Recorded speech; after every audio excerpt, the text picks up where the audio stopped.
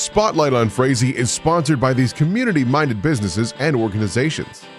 United Community Bank, an independent, family-owned and operated bank committed to empowering customers to achieve their financial goals. Member FDIC. Frazee Family Foods, what a hometown grocery store should be. Friendly staff, family-owned, and a wide variety of groceries to fulfill your needs.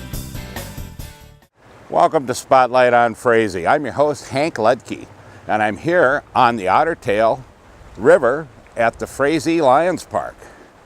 Now, this has quite an interesting history. Just about 180 years ago, down where you see these green trees and some rocks over here across the way, that is the old ox cart trail from Pig's Eye or St. Paul to Winnipeg. And this was the third crossing of the Ottertail River that the ox cart trail made, coming from St. Paul. And they would come here, they would go on through what is now this park, and then they would go on into Frazee. At that time, it was known as Detroit, or Third Crossing. Eventually Detroit, and finally Frazee. So it has quite a history at this spot here. Then, in the 1930s, they decided to do flood control on the Ottertail because the Ottertail is a primary source and was once known as the Little Red for the Red River. And so it starts at Elbow Lake, comes all the way down through Frazee, Fergus Falls, and on over to Wahpeton Breckenridge, where it converges with the Bois de Sioux to make the Red River of the North. So the water from here would actually go all the way up to Hudson Bay. And as Fargo-Moorhead got bigger, Grand Forks got bigger, they started having flooding problems. So there were actually at one point 27 different dams on the Ottertail River that control structures to control water. And here at Frazee, this dam area right here, which was functional in those days and connected to 11 lakes. Little Acorn, Big Acorn, Chilton, Brink, Town Lake. Going out this way, Albertson, Little Ike, Fisher, Silver, Murphy, and on up to Hungry Lake through canals, man-made canals, and also ditches. Some of these canals are actually tiled, and they actually changed the course of the drainage of these lakes from where they went to coming here to this control structure. Now, about 16 years ago, the old dam system was taken out because we're starting to look at letting the river flow as it wants to. Another dam was taken out here, which was an old hydro on East Main. And now we have a series of berms here.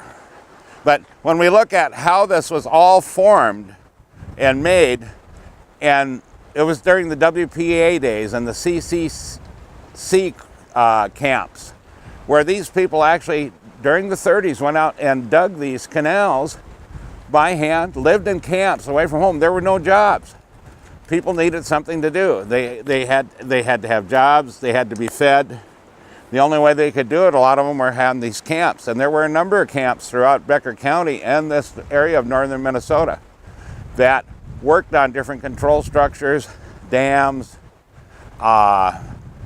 canals, and it was far different than what it had been during the lumbering days of the late 1800s and early 1900s, where the Ottertail was a major floating waterway or basic city. And here at Frazee, we had one of the largest mills in the country, milling 250,000 board feet of lumber a day. And with that, I'll be right back with another segment of Spotlight on Frazee. Spotlight on Frazee is sponsored by these community-minded businesses and organizations. The City of Frazee and Frazee Event Center, featuring a 5,000 square foot room, a built-in stage, and a full-service bar, perfect for a multitude of events. Call or click to book your event. Frazee Community Club, people and business coming together to make the community fun, friendly, and thriving. Become a member and help support your community. Frazee Vergas Forum, locally owned and operated, bringing you news for the Lakes area in print or online. Subscribe today, FrazeeForum.com. Welcome back to Spotlight on Frazee. I'm your host, Hank Ludke, and we're still here at the Lions Park, and we're standing right next to the Ottertail River. And so, as I was telling you, the CCC Corps and the WPA boys worked on these structures throughout the Ottertail, and they're slowly being removed, except for up on the refuge, where we still control the height of the water on the river for rice harvesting, because if you have the water too high, the rice gets pulled out by its roots and doesn't grow. And so things have changed.